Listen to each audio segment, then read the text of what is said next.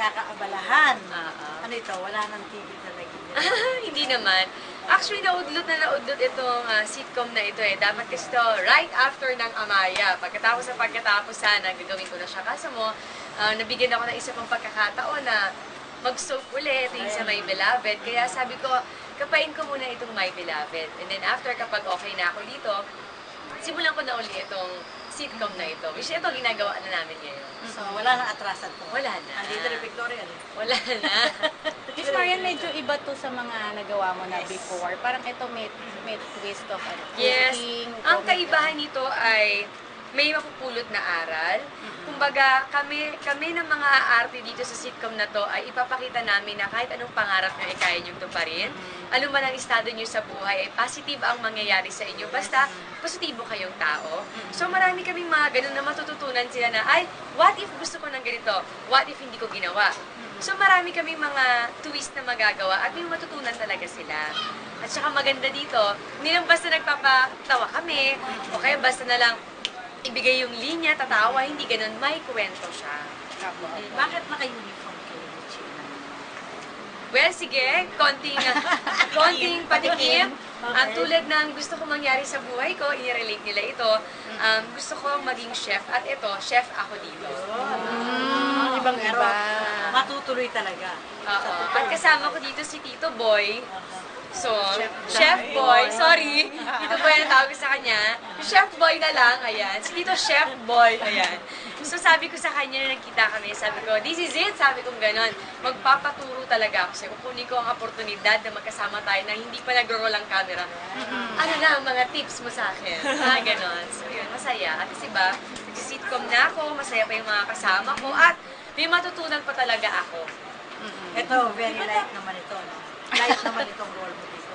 Ala, hindi. Siguro mas ano Meron siya. din. Meron ding mga konting, mga pagkakata. Pero ibang atake na. Comedy pero nagdadrama. May ganon.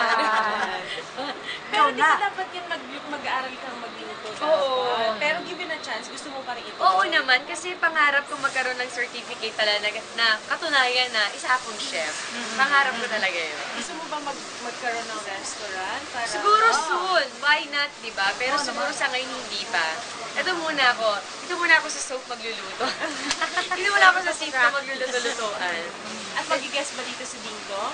Para may listahan na ba kayo ng mga Ay, guest? wala pa. Siguro magpo-focus muna ang soap na ito para ma-establish namin kung sino yung mga karakter ng mga cast, kung ano sila sa buhay ko. Ako dito si Meg. Ayan, kung anong magagawa nila sa buhay ko. Si Kuya din. Yes, tsaka sobrang looking forward talaga ako sa sitcom na to kasi yung mga, bukod sa pangarap ko itong sitcom na to at pangarap ko yung role ko dito maging chef, ay pangarap ko din yung mga natupad na kasama dito, yung mga co-stars ko dito like si Kuya Di, si Tita Nova, si Sheena, tapos si Tito Chef Boy na talagang nakakatuwa na yum yum yum, o di ba? Tapos yung mga ibang cast na ngayon ko lang makakasama, katulad ni Elmo, ni Barbie. So, madami pang iba na looking forward talaga ako na magiging masaya ang talagang pagtitiping namin. Saya-sayahan lang. Oo, talagang feeling ko ito na naman, parang show me the money, hindi ako magtitaping. Parang hindi trabaho, di ba? Yes, parang Pang-unwind naglalaro talaga. Ito yung pang-release mo from Mabigat na May Beloved. Dayo, walang ginawa, di umiyak. Ito naman, tatawa kayo. Na pa. So wala kang leading man dito? Ha? Wala kang leading man dito? Wala pa. Pero Wala siguro pa. magkakaroon later on. Kala namin si Chef Boy yan. Oo nga, Gusto ko bago. nga eh. Gusto ko nga eh, para iba lang. Malay nyo. Mga kapuso, malapit na po ang aking sitcom. Sinisigurado kong muli ko kayong patatawanin at tuwing linggo, paliligayain ko ang buhay nyo.